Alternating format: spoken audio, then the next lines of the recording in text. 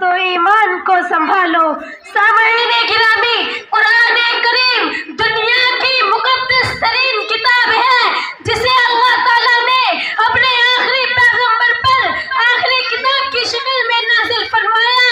कुरान करीम से पहले दुनिया की जो हालत थी वो नाकाबिले बयान है, लेकिन ये कुरान पाक का ही मौजिज़ा था कि इसके आते ही दुनिया में इनकलाब आ गया।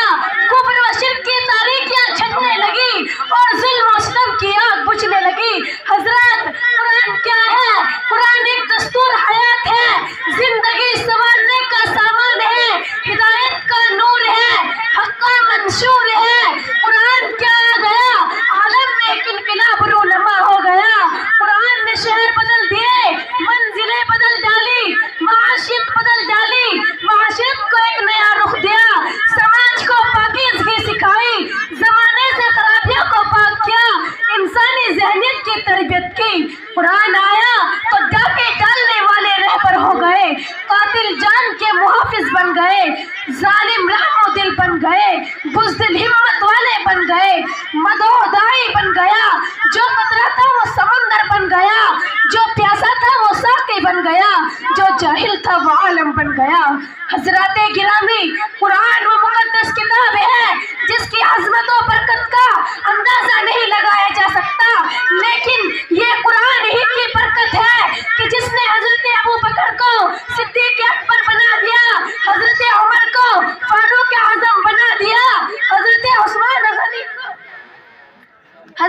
उस्मान गनी को ज़ुन्नूरैन बना दिया, हजरत अली को हैदर करार दिया, सहाबा किराम को रज़ियल्लाहु अन्हुम व रज़ू अन्हु को बेमिसल मुखातिब बना दिया।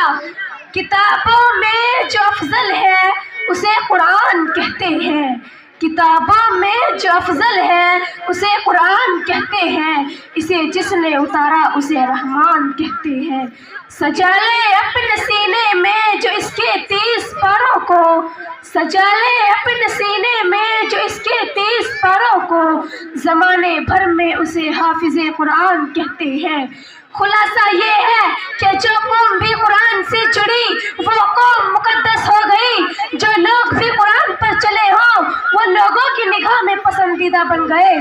कुरान से रहल जुड़ा तो लोगों का प्यारा हो गया, कुरान से कोई कौड़ा जुड़कर जुज़दान बना तो उसकी इज्जत बढ़ गई। इसीलिए तो हुजूर सल्लल्लाहु अलैहि वसल्लम ने इरशाद फरमाया है, इन्नल्लाह यरफ़उ बिहाज़ल किताबी अक़वामन बिही आख़रीन, यानी अल्लाह ताला इस किताब के जरिए बाज़ कौमों को बुलंदी अता फरमाते हैं और बहुत सौ को ज़लील और रुसवा कर देते हैं। हजरत, हमारा ईमान है कि दुनिया में कुरान मजीद जैसी कोई किताब है न कोई इसका मुकाबला कर सकता है। कुरान की एक सूरत तो क्या कोई एक आयत भी बना कर नहीं ला सकता। कुरान का ये चैलेंज कल भी था, आज भी है, ता क़यामत बाकी रहेगा। जिस तरह अरब के ज़बानदां कुरान की फसाहत और बलागत के सामने घुटने टेक दिए, क़यामत तक हर कोई कुरान के सामने आजिज़ और बेबस होता रहेगा।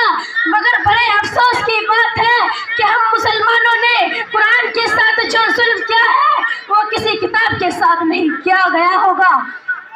अब मैं अपनी तकरीर को इस शायर के साथ ख़त्म करना चाहती हूँ।